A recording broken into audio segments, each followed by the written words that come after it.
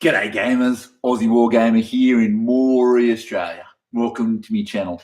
Well, we're back. I've been off the air for a little while. Apologies for that. School holidays, been away, been doing some stuff for Doom and Darkness, been doing some stuff for a gallery show, which I'll talk about later on in the video. Job, life, kids, it happens. But we're back and we have a monthly chin wag. Well, tonight, for the next probably hour or so, I'm going to go over what I've been working on, what I've been doing. Hasn't been much, unfortunately, but we'll talk about that.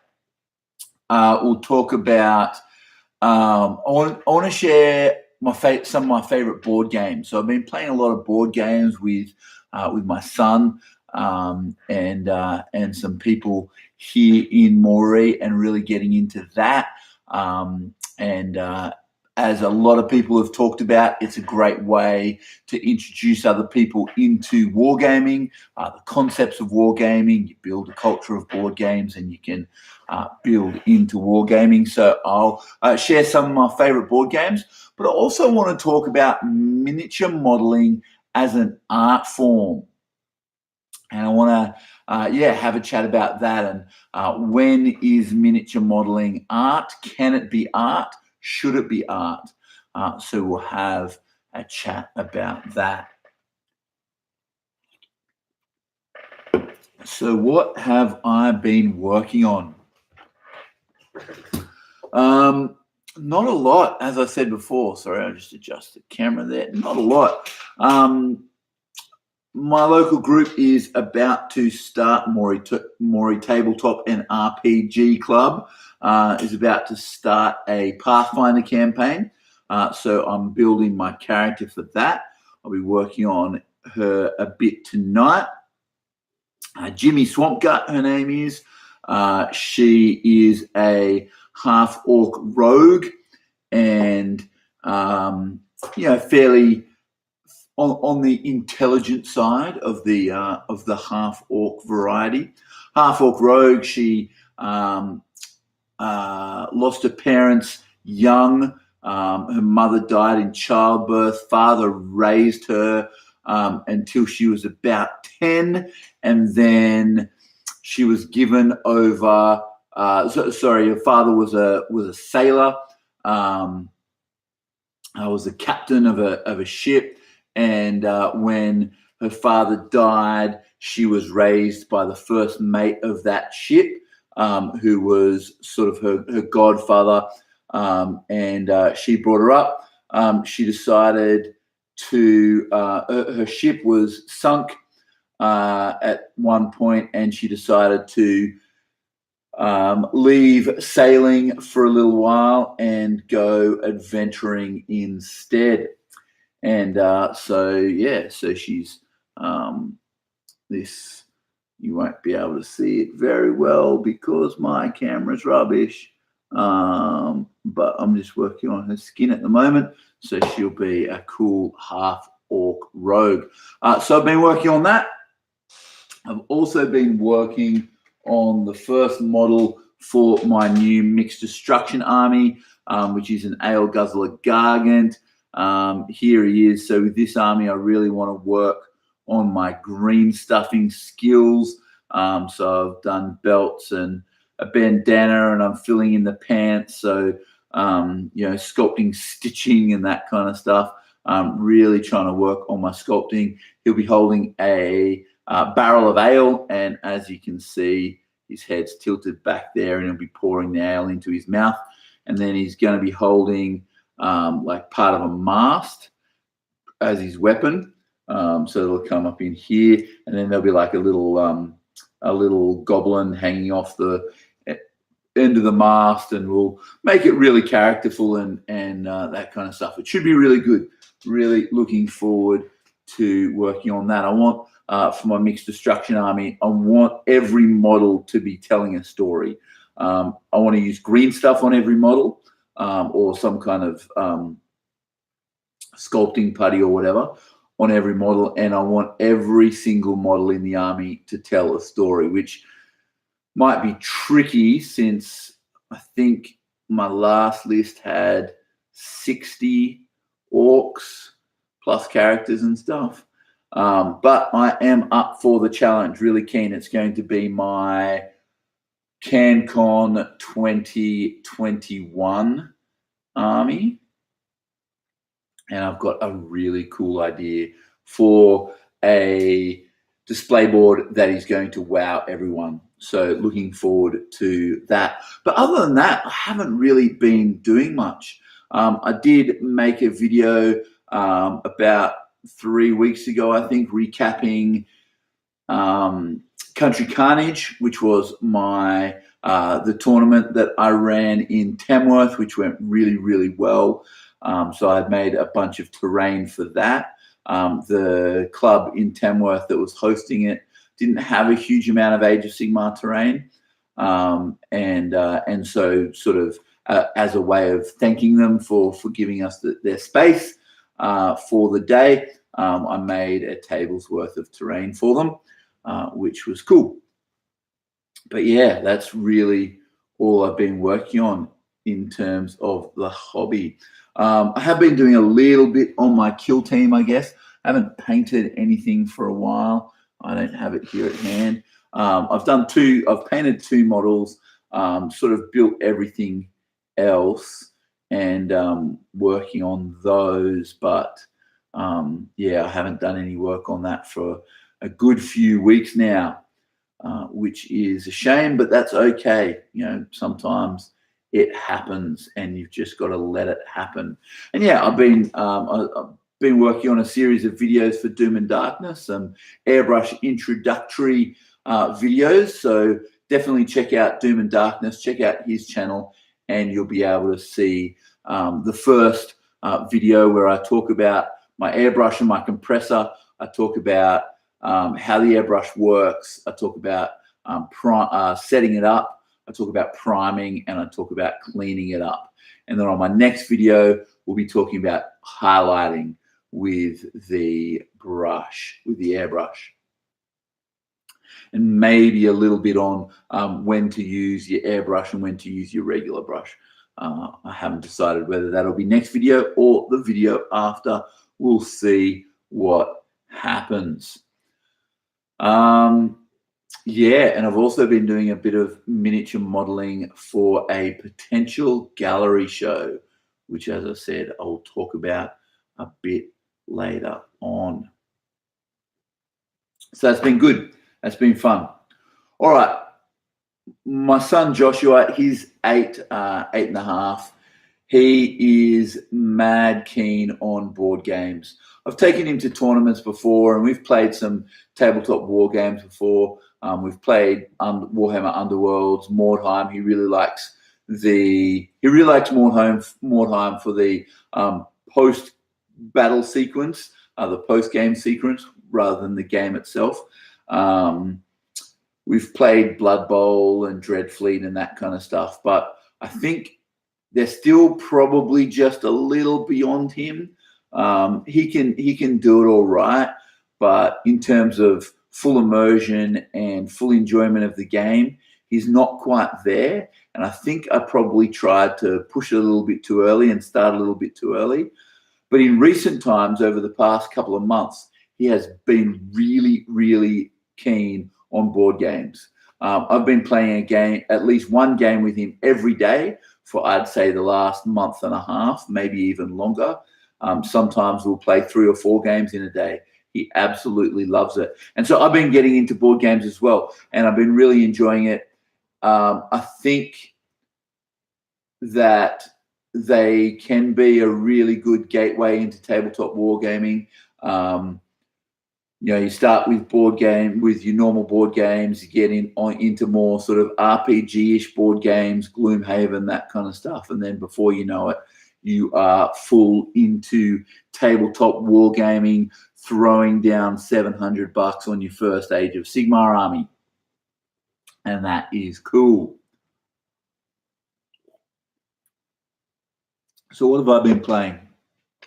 Lots of games.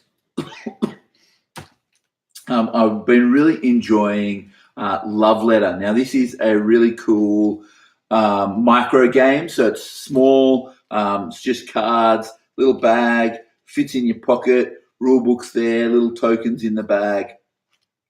And it's a really cool little micro card game. Basically, you play the suitor or a suitor to the princess, and you are using a messenger, one of these or one or two of these cards, to send your letter to the princess. However, things don't always work out the way you want them to. Very simple game, draw cards, discard a card, face up in front of you and resolve it. So the Baron, you and another player secretly compare hands. The player with the lower value is out of the round. So, if you've got a fairly high card, that one works nice. Priest, you can look at another player's hand. Handmaiden, until your next turn, ignore all the effects from other players' cards. So it's a cool little game. Very, very simple. Takes, 3 minutes around. You can play the whole game in 15 minutes or less. Really good, fun little game that I have been sort of carrying around in my pocket a little bit when I know or when I think that there might be a situation in which gaming may occur. Because you can just whip it out and have a game with your buddies. It's really cool. Love letter. Check it out. Another great party game to play with lots of people. If you're into social deduction games, if you've ever played like Mafia or Werewolf, there's a game called The Resistance, and I like this version of it called Avalon. So basically you play. There are two teams. There's the good team and the evil team. The evil team, or the servants of Mordred. The servants of Mordred, they know who each other are, but the good team don't. The good team don't know sort of anyone really, and so your knights that go on a quest, and the good knights need to find out who the bad knights are, and stop them from going on quests and send good knights on quests instead. It's great social deduction. You need to be able to read people and that kind of stuff. It's 5 to 10 players. I've played it with 5 players. I've played it with 7 players. I've played it with the full 10 players. It's a really, really fun game.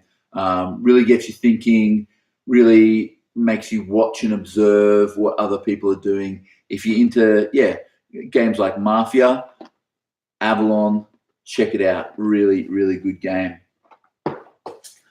Next on my list is, of course, the classic, and I've got the deluxe version, Munchkin, by Steve Jackson. Not that Steve Jackson, a different Steve Jackson.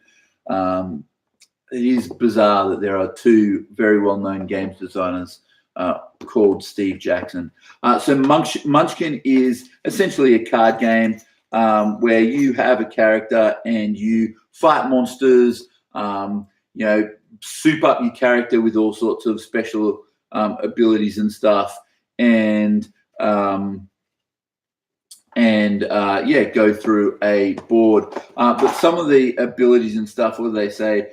Kick down the door, fight the monster, grab the treasure, reach level 10, and win. And there's a stab your friend in the back, kill the monsters, steal the treasure, stab your buddy.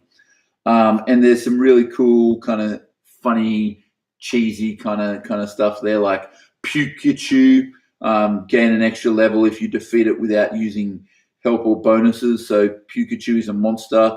It has a projectile vomiting attack where you have to discard your whole hand.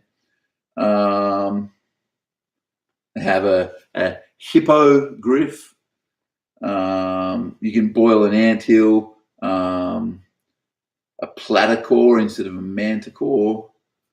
All sorts of things you can. Here you go. A cleric can have a mace of sharpness. Just a knife. The hammer glamour of kneecapping. Just some really, really cute, fun kind of stuff. And that's what the game is. It's just fun. Like, it's just good old-fashioned, silly fun.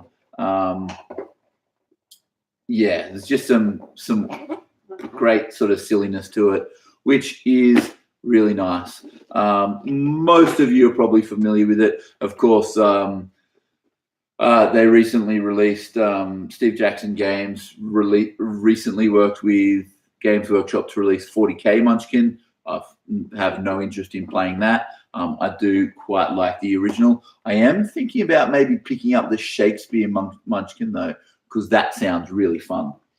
So that's Munchkin. Next one is variation on a classic, Ticket to Ride Europe. So Ticket to Ride, very well-known board game. I guess it's essentially resource management. You build train lines across countries. You have tickets, and you need to sort of fulfill those tickets by building train lines in between two places. The original is just the US, but I like Ticket to Ride Europe. I think I prefer it to the original. Firstly, because I think the map is much prettier, a much nicer map. Also, traveling around Europe is much cooler than traveling around the US. I'm sorry, American friends watching this. But Ticket to Ride Europe also introduces the concept of stations, which is a cool little concept. I don't know that I can go into it too much without explaining the full rules of the game. But yeah, you draw cards, you place trains, and you travel around Europe. My 6-year-old Hannah plays this as well. So me, Hannah, and Josh play this game fairly often. So yeah, it's a great one. Lots and lots of fun. Then we have Santorini. Santorini is sort of a themed abstract game, if that is even possible. It's essentially an abstract game. You have to build towers and get one of your little players. You got two little men. You got to get them to the top of a tower. It's a very simple game in the way it works, but it's made a little bit more complex by the use of character cards. So it's all themed around the Greek pantheon, and you draw as many character cards as you have people playing. Now, it's for 2 to 4 players, but it's really a 2-player game. You can play it with 3 and 4 players. It just doesn't work as well. It's really a 2-player game. So you draw 2 characters, and those characters have certain abilities that make the game just a little bit more interesting. And yeah, so it's a very strategic game. It takes a lot of thinking. It's chess-like, I guess, in that you need to be thinking a few moves ahead. But it can be really quite fun. And the components in this game are really nice as well. Really beautiful game. Santorini, have a check out of that.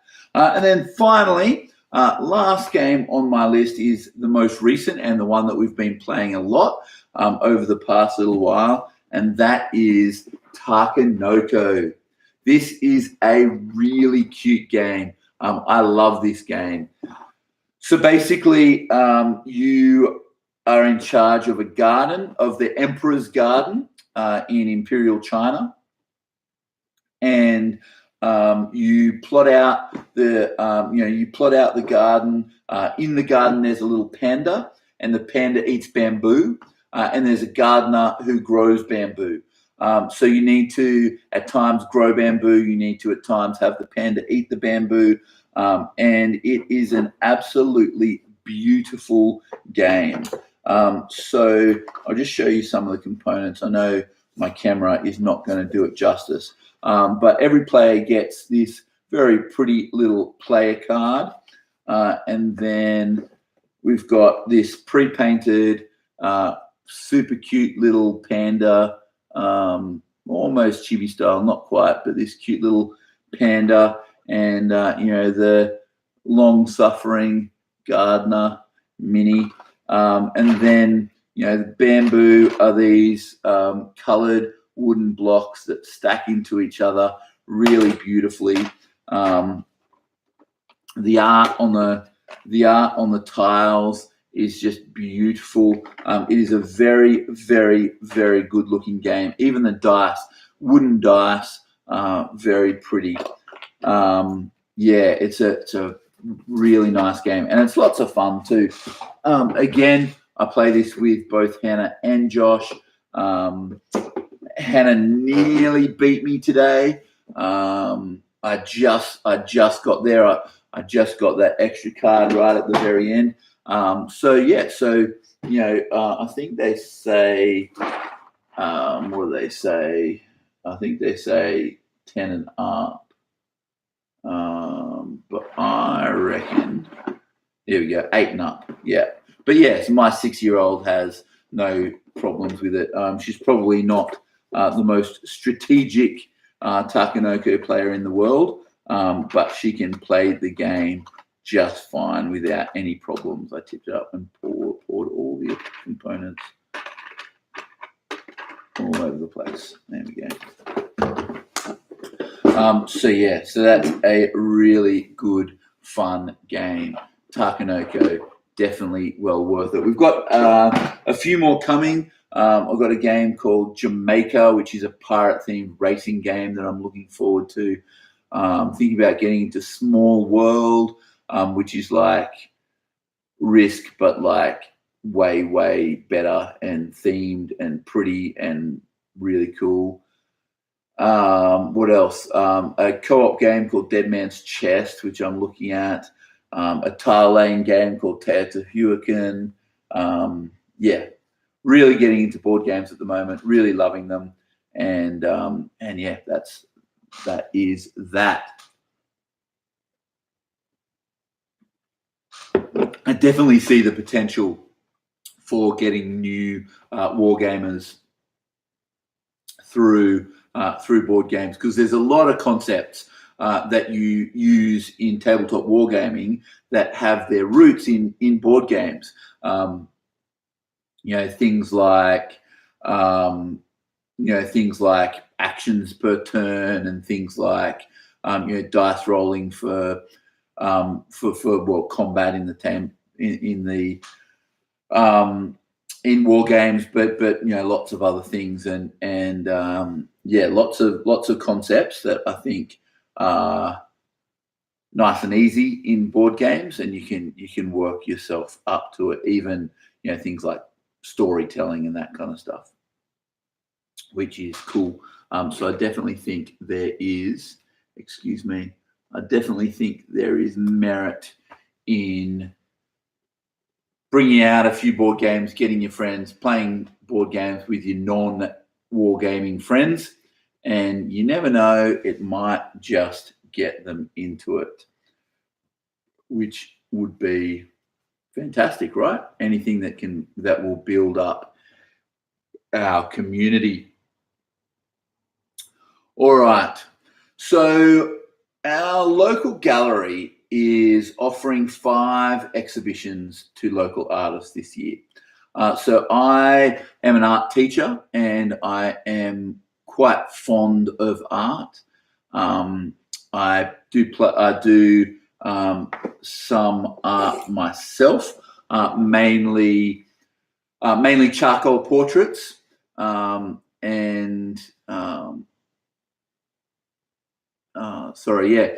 mainly charcoal portraits and that kind of stuff. Love working with charcoal. I love monochrome when making art. That's my art station there. You can see my easel in the background.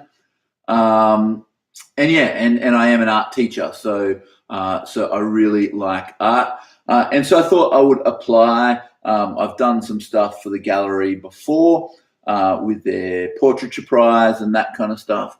But I thought I would apply it for one of these exhibitions. And I thought I might do something different rather than make another 5 or 6 charcoal portraits. There's Joe Strummer up there, which is one of mine. Rather than make charcoal portraits, why not explore miniature modeling as art, and do some stuff revolving around miniature modeling? Because firstly, it would be different. It's not something that our local art community would go into a gallery and see. Partly I did it because I thought I'd have a good chance of a successful application because of how different it is. But yeah, it's different and unique. And I also think a lot of the concepts of art, the elements and principles of art, apply to miniature modeling as well. And there's been a debate for, I guess, hundreds of years about the difference between art and craft. What is art? What is craft? Is there any difference? Are they the same? Do they work together? What is that dynamic?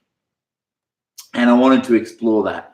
And so I wrote, a very pretentious application talking about how my work explored the juxtaposition of man and nature, and how nature is an overwhelming force and all that kind of stuff.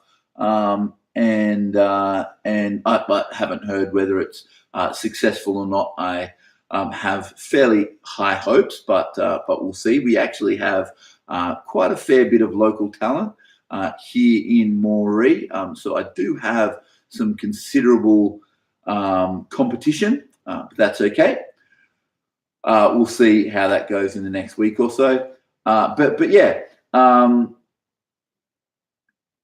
really wanted to explore that idea. So I made a bunch of things. I got some existing model kits, some bigger models. I had a old sky blue convertible 1957 Chevy Bel Air model floating around.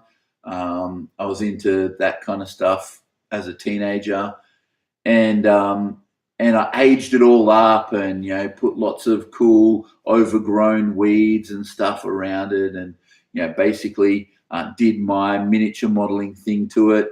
I made a little diorama on the top of a skateboard, and all sorts of stuff for my application. And it got me thinking, when does miniature modeling become art? I mean, what is art? That's something I guess we need to define first. And then when does miniature modeling become art?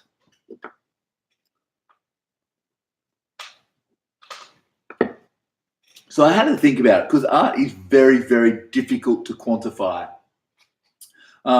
Almost impossible to quantify, to say what art is. But I think most good art anyway, is expressive. So art needs to be expressive. If there's no expression there, it's not necessarily art. It might be craft. Whereas craft is all about the skill, the technique. And I mean, obviously art is about technique and that kind of stuff as well, but craft is all about the skill. So artists use their craft, their skill, whether it's their skill in using a paintbrush, or their skill in using a pencil, or their skill in manipulating clay, or whatever it is.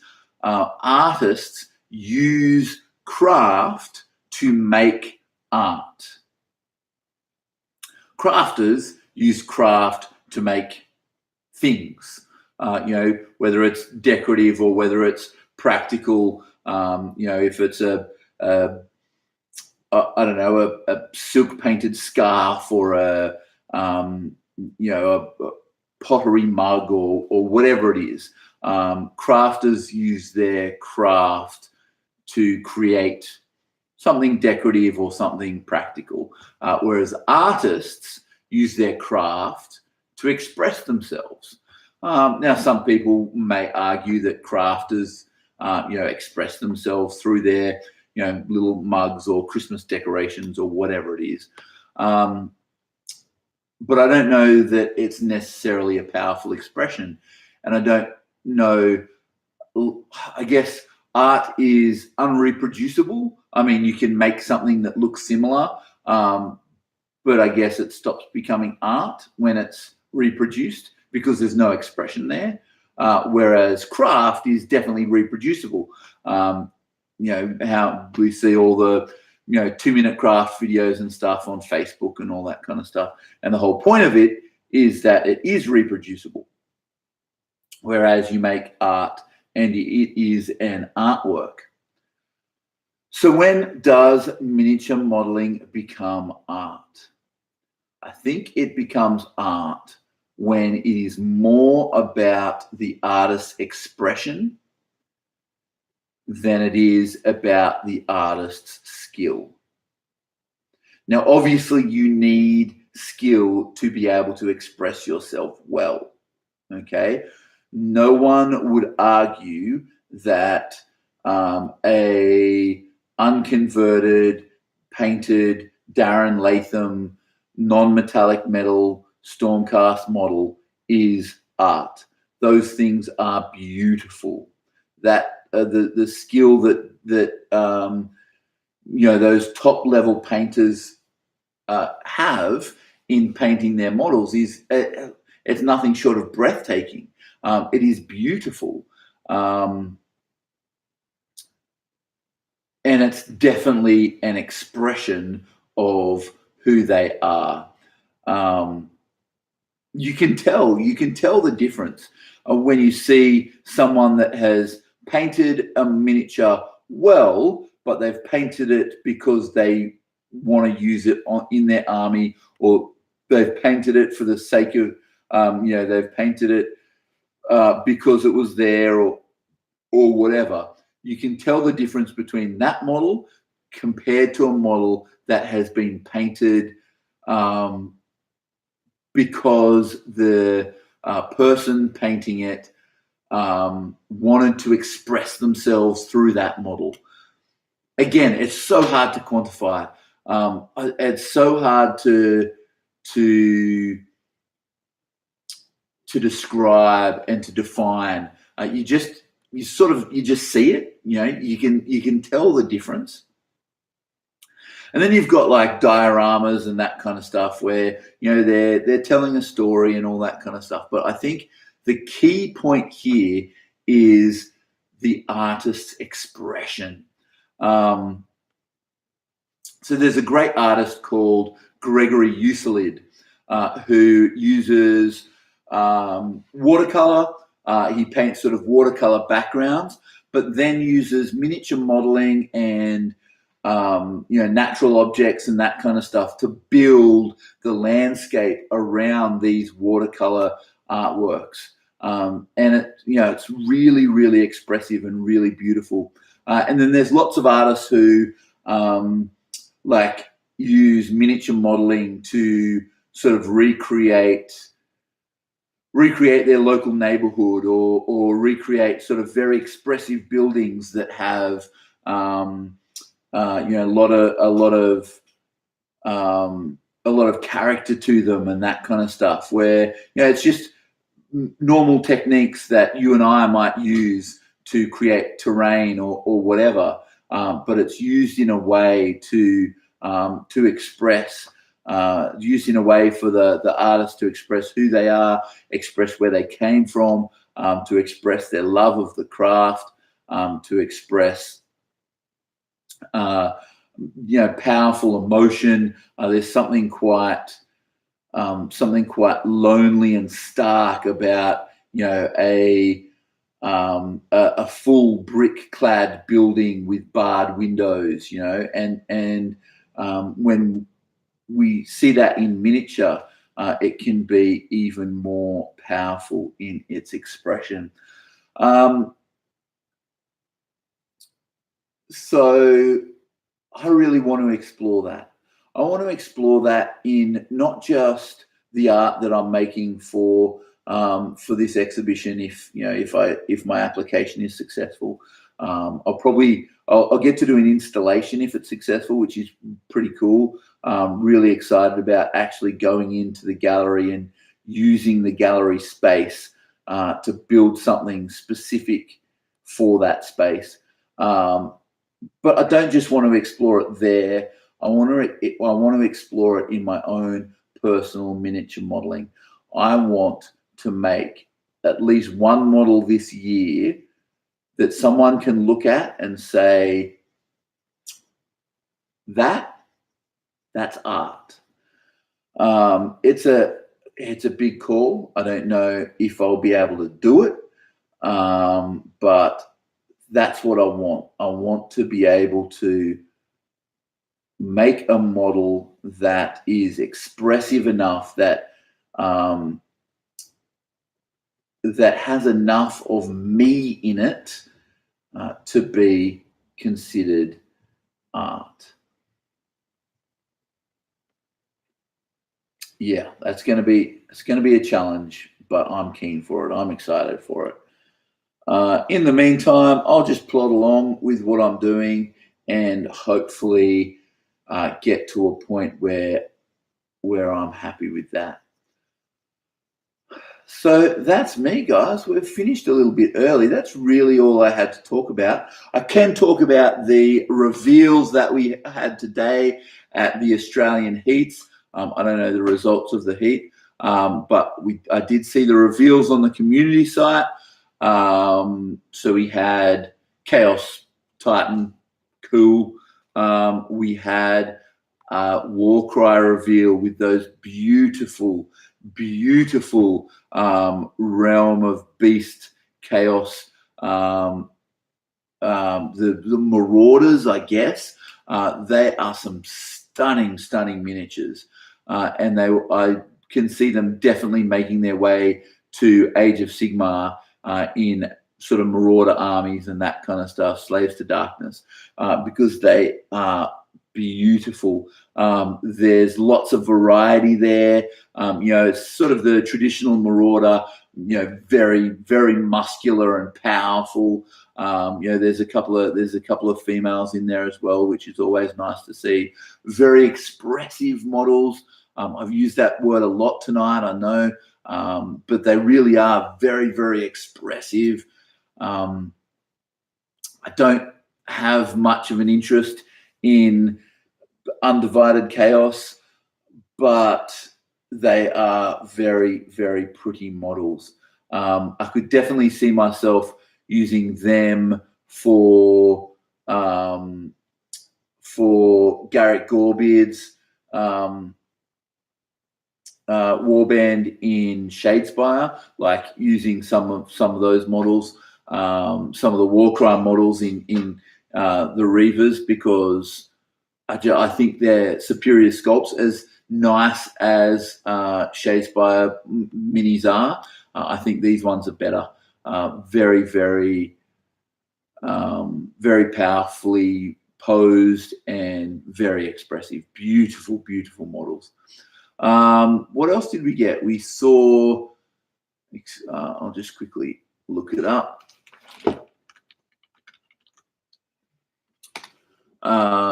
We didn't see much, which is not really that surprising, since there's another couple of reveal shows this month.